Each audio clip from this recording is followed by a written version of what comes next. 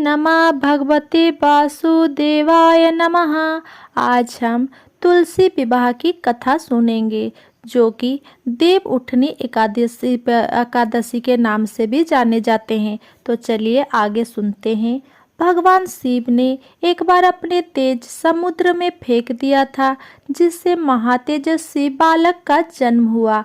इस बालक का नाम था जलंधर।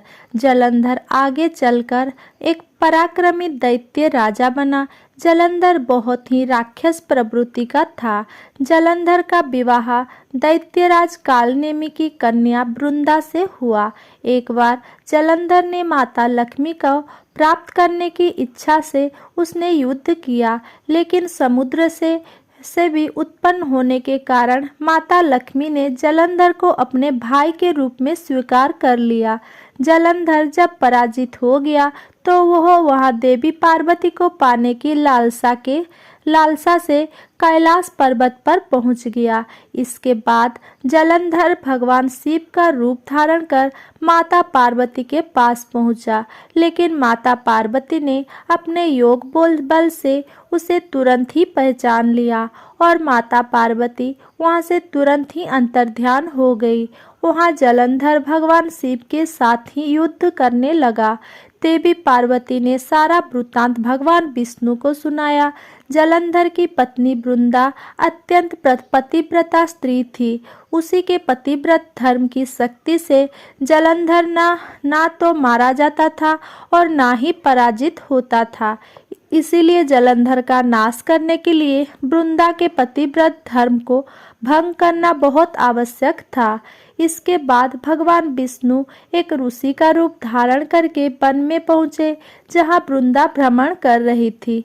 भगवान विष्णु के साथ दो राक्षस भी वहां पहुंचे, जिन्हें देखकर वृंदा भयभीत हो गई।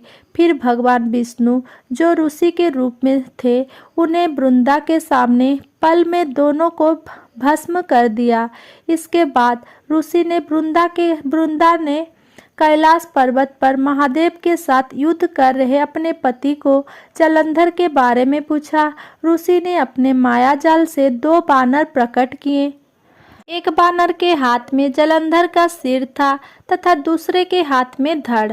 अपने पति की यह दशा देखकर वृंदा मूर्छित होकर गिर पड़ी। जब वृंदा को होश आया तो उसने अपने पति को जीवित करने की विनती की। इसके बाद भगवान ने अपनी माया से जलंधर का सिर धड़ से जोड़ दिया, लेकिन स्वयं भी वो इसी शरीर में प्रवेश कर गए।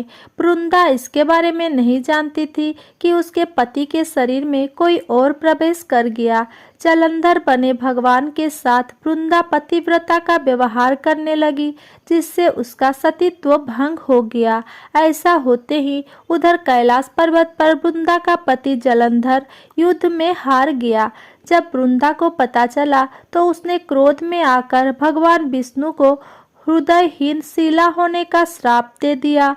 अपने भक्त के श्राप को भगवान विष्णु ने स्वीकार किया और शालिग्राम पत्थर बन गए।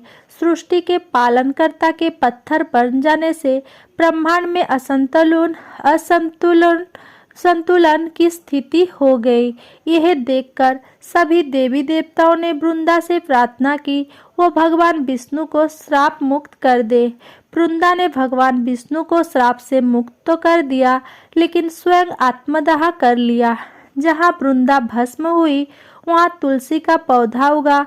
भगवान विष्णु ने वृंदा से कहा, हे वृंदा, तुम अपने सतीत्व के कारण मुझे लक्ष्मी से भी अधिक प्रिय हो गई हो। अब तुम तुलसी के रूप में सदा मेरे साथ रहोगी। तब से हर साल कार्तिक महीने के देवउठनी एकादशी का दिन तुलसी विवाह के रूप में मनाया जाता है।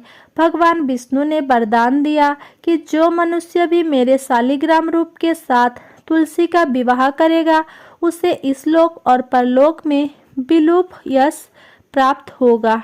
इसके अलावा तुलसी को वरदान प्राप्त है कि जिस घर में तुलसी रहेगी वहां यम के दूत भी असमय नहीं आ जा सकते हैं। मृत्यु के समय जिसके प्राण मंजरी रहित तुलसी और गंगा जल मुख में रखकर निकल जाते हैं, वो पापों से मुक्त होकर वैकुंठ धाम को प्राप्त होता है। जो मनुष्य तुलसी और आंवले की छाया में अपने पितरों का श्राद्ध करता है, उसके पितर मोक्ष को प्राप्त हो जाते हैं। अगर मेरा ये वीडियो आपको पसंद आया हो तो मेरा वीडियो को लाइक, कमेंट, शेयर करें एंड मेरा चैनल को सब्सक्राइब करें। धन्यवाद।